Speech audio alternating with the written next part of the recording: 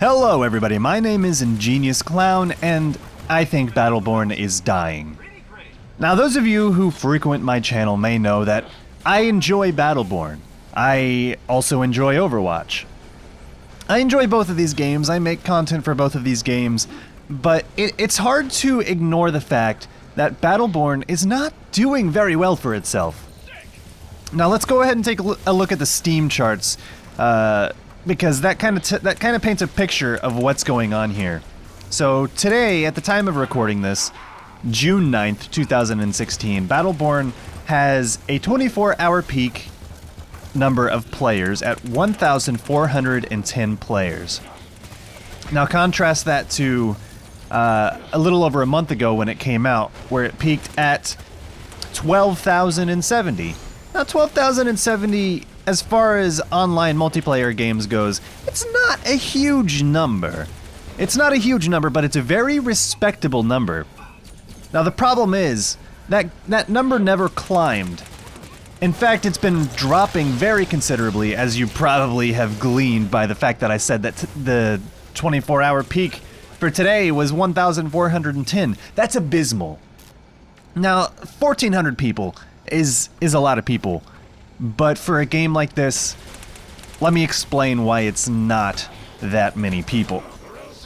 So first off, you have to keep in mind that Battleborn is split into two distinct gameplay modes. You have player versus environment, where you go through scenarios, you fight NPC-controlled characters, AI-controlled NPCs, there we go, that's a better descriptive term. And then you have the other side, which is player versus player, which is kind of your MOBA style first-person player versus player kind of thing. It's definitely a unique entry to the competitive genres, and I quite enjoy it. The player versus environment has only 8 missions, and they're about a max of half an hour apiece, which is not a lot of time. So that equates to about 4 hours of total player versus environment content. It is decently replayable, but not so replayable that it's going to keep people around for a long time. And on the other hand, you have the player versus player, which has issues. We'll get into that in a bit. But you have to remember that 1,410 people is not going to be a lot when you split it between that group that wants to fight NPCs versus that group that wants to fight players. Sure, there's going to be a little bit of overlap, but there's always going to be the people who are going to exclusively stick to one side or the other.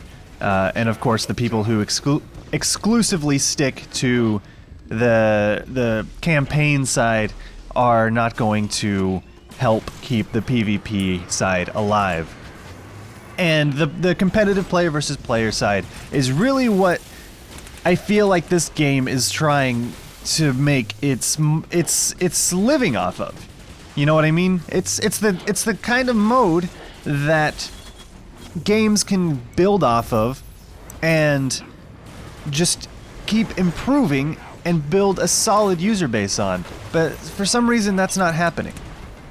But you have to keep in mind that number of players that we have is split between those two modes. So if we're being generous, maybe there are 1,000 people during this peak hour that are playing that player versus player. And then you further split that into everybody who's already in a match, because you can't matchmake somebody who's already in a match, right?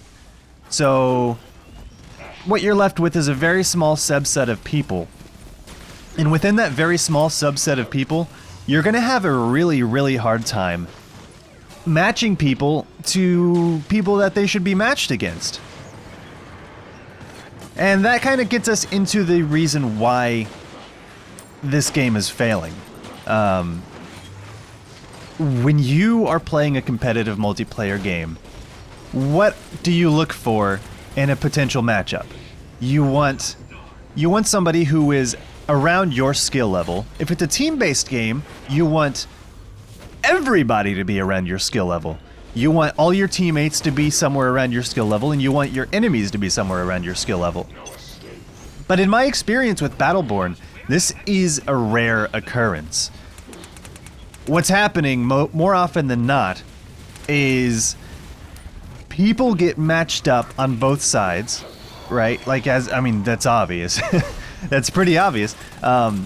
People get matched up on both sides, but what you end up with is you getting stomped so deeply into the ground that you have no chance of coming back, and you're just kind of stuck in the game unless you just want to be a quitter or you want to be a surrenderer, which I can't really blame too much the people who quit out of those scenarios.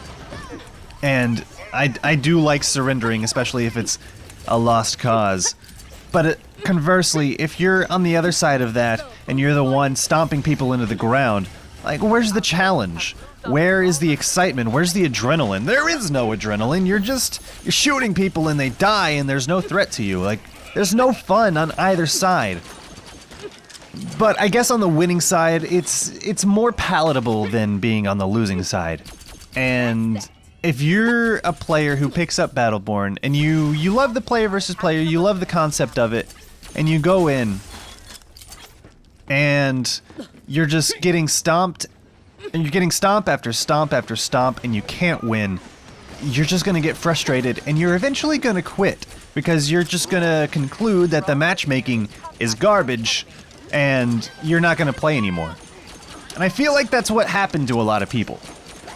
The game launched with a very, very, very bad matchmaking system. They've since patched it to make it better, and I have felt that it is better.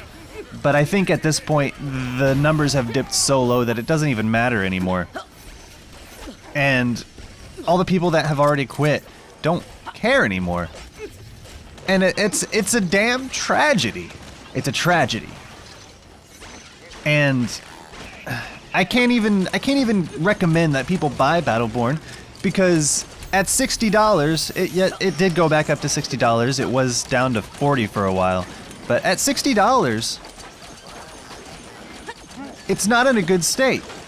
Especially with only 1,410 people in the peak hours.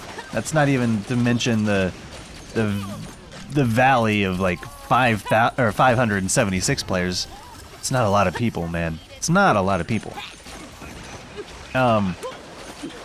Yeah, it's just in a bad state. I can't recommend it to anybody.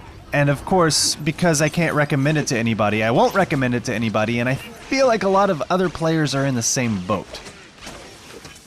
If you recommend this game to somebody, and what happens is they pick it up, and they get stomped, and they get confused because the game doesn't really do a good job of explaining how the player versus player works, and what your goal is, and what the correct thing to do is, and how to level up, then they're gonna get frustrated and quit, and then tell other potential buyers that are like, hey, I heard about this Battleborn game, it looks pretty cool, what do you think of it? And it sucks, don't buy it! That's exactly what's gonna happen in those situations. And it's just gonna create a snowball of negativity. Not that this isn't creating a snowball of negativity, but the snowball of negativity is already huge as it is. It sucks, man. I wanted this game to survive, but you know what? It might still have an opportunity to survive. There are things that Gearbox can do, I think, that'll help this out. But what could help? Maybe a free weekend can help. Introduce people to the game. Get people who like the game but don't have any friends playing to try the game with them and have some fun together. Maybe a free-to-play mode. Yeah, I know that's taboo in these parts, but I think free-to-play would bring in so many more people.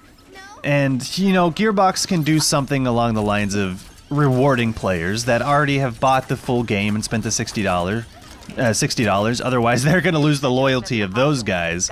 And they also need to do it in a way that isn't insulting to the free-to-play players. Because that is also a very real possibility. They also need to make sure that they don't give the PvE content to the free-to-play players, and instead, like, open those up to, like, some sort of microtransactions that are fair. They need to be fair, is the thing. I don't know, they're in a very bad situation right now, and I don't see this game lasting more than a couple more months. Honestly, I'm no game economist, but 1,410 players split between 2 modes during the peak hours is not looking good for it. But yeah, I just wanted to talk about that and just kind of inform you about the state of Battleborn if you were thinking about buying Battleborn. And those of you who do have Battleborn and play it regularly, maybe you're wondering why the quality of the player versus player matchmaking is so poor. It's because there's not enough people for the matchmaker to play with. That's the unfortunate reality of it. But here's hoping Gearbox can pull it out of their ass and make something great. Make the numbers climb back up and make people stick around. But that's going to do it for this video. This is a bit of an experimental video, so please let me know what you thought in the comment section below of the video format in general and about anything that I said about Battleborn. And if you like the video, please do hit that like button, and if you dislike what I had to say, please hit that thumbs down button as well. And if you want to see more stuff like this from me in the future, please hit that subscribe button, and I will see you next time.